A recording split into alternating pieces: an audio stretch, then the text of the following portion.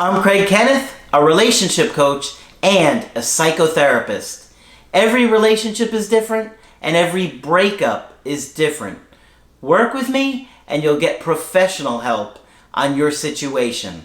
And if you're in no contact, focused on personal growth, my workbook series, The Knowledge, will help you make changes like you've never made before.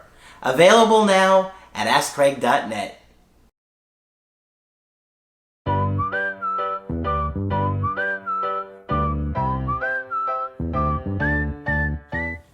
Hi there, I'm Coach Craig Kenneth. I'm Coach Margaret. And today we're going to be talking about why they pushed us away.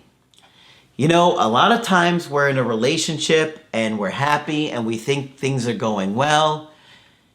And the next thing you know, your ex has pushed you away, or your partner at the time is pushing you away. They're sabotaging things. There's things going on and you can't figure out why. What is going on with this person? What's going on? You loved me last week, and this week you don't. So Margaret has some great research today that she wants to share on what causes this, because it's good to understand what your ex has gone through or your partners are going through within them internally that we don't understand. Okay. So I'm going to share with you this particular article was written by one of the Firestones. Now let me clarify the Firestones. I've presented several times work by Lisa Firestone, who talks about your inner critic, that mean voice that you have inside that puts you down and encourages you to put yourself down and tells you what's wrong with you. So I finally figured out who they all are.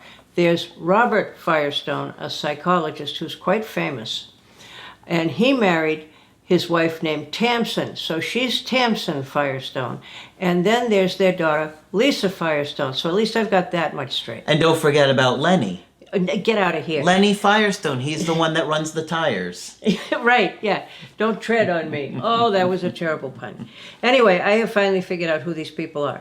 But they all specialize in talking about internal processes and our inner critics and how they can be very destructive to us if we don't know they're there, okay?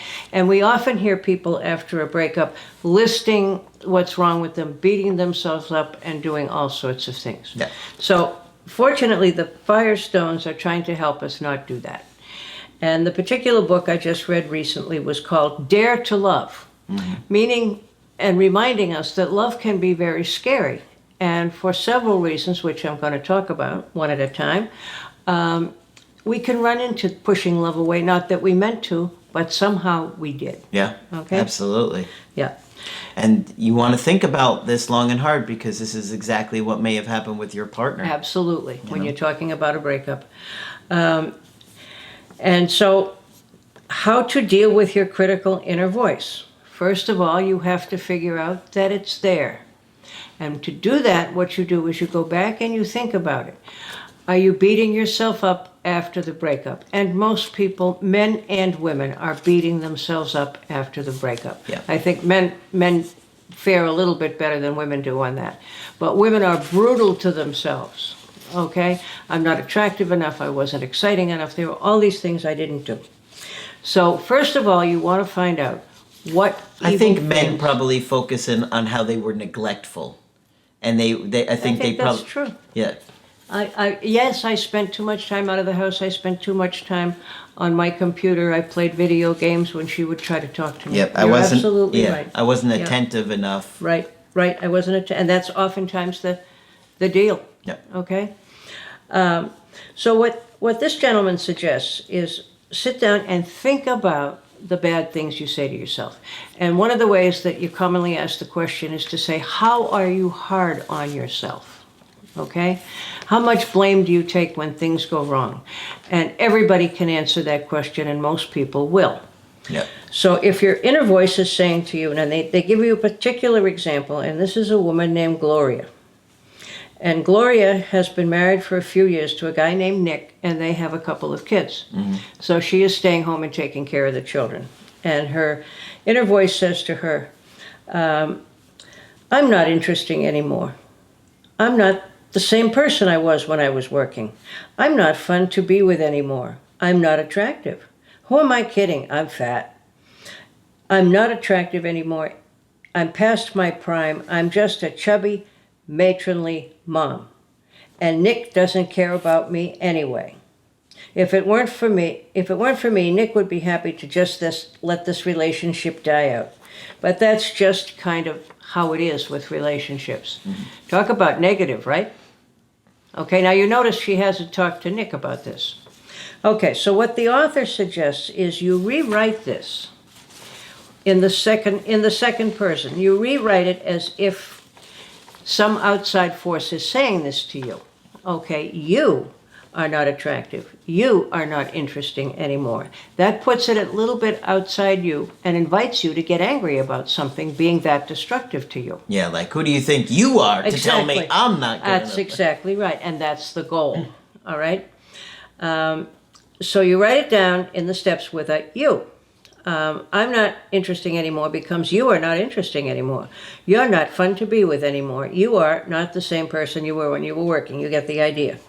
And you verbalize your statements, even if they feel hurtful and make you sad or angry.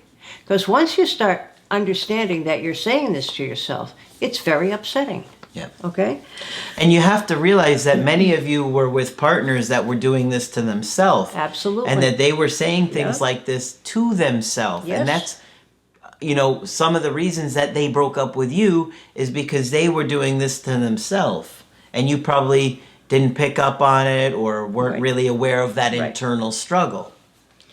Okay, the next step. So you're gonna figure out what you say to yourself. You're gonna write it down as a you, and then you're gonna reflect on this.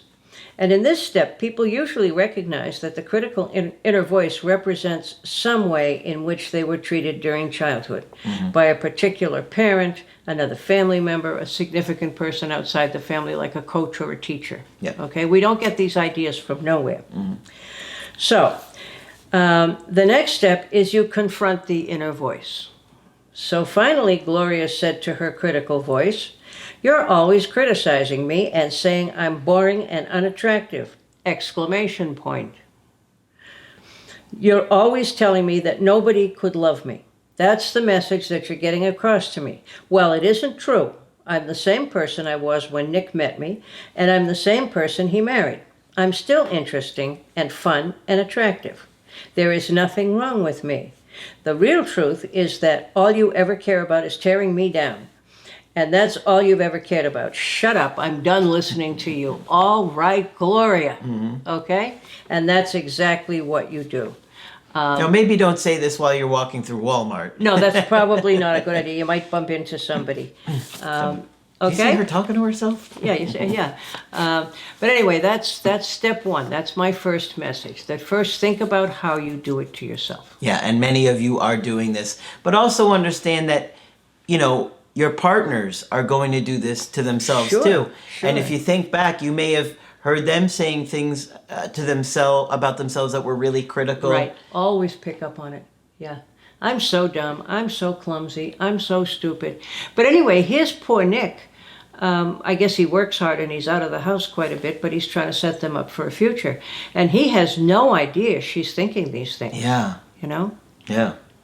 And so it's helpful to understand that, you look so much at the ex making the decision or your partner making the decision to end it, but they were going through an internal struggle. You don't know what they were being told. Yeah. And she was being told that your husband really isn't that into you anymore, and it was absolutely not true. Yeah. He was out trying to make a living and trying to better them. Next thing you know, they've left you, and you're like, what did I do wrong? Exactly. And poor Nick, he didn't do anything wrong. Yep. Yeah. So it's helpful to understand, some of the internal processes that we have in the internal critic. Right. You said is very hard to ignore. Very hard to ignore. If you're having those thoughts and beating yourself up is a common way to say it. Yeah. It's never helpful, and it could be distorted. Yeah. All right. So all sorts of things can be going on inside your partner that you don't even know about. All right. And it's not always about you. Absolutely. Right? Helpful stuff. Yeah. So give Margaret a thumbs up on the video for all the research she's done. We've got a lot of great stuff coming up, continuing this. Right. Right, to help you see other sides of this even more. We're going to get even more in depth in other videos. Of course, if you want to get my help personally, just go to my website, askcraig.net. Sign up for the coaching option that works best for you. I do email coaching and I do Skype. Margaret, of course, is available for Skype coaching. If you think I can be helpful, please sign up with me. Just click on Margaret on the top of the website to do that. That's it for this video. I'm Coach Craig Kenneth. I'm Coach Margaret. And we will talk with you soon.